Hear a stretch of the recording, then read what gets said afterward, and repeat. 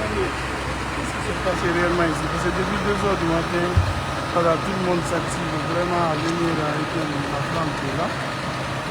Parlez-nous de l'origine de cette flamme. Je vous remercie. Ça m'a dépassé. Et ça dépasse toute la Guinée. Quand on dit la Guinée, c'est ici, c'est au début. C'est ici. Nous, nous avons vu comme ça le film. Franchement. Vous travaillez ici? Bien sûr, ici. Est-ce qu'il y avait des gens ici? Bien sûr, il y avait des gens. Il y avait des gens qui travaillent là-dedans. Et il y a même des morts. On nous parle d'une centaine de morts. Bon, enfin, on ne parle pas d'abord le nombre exact.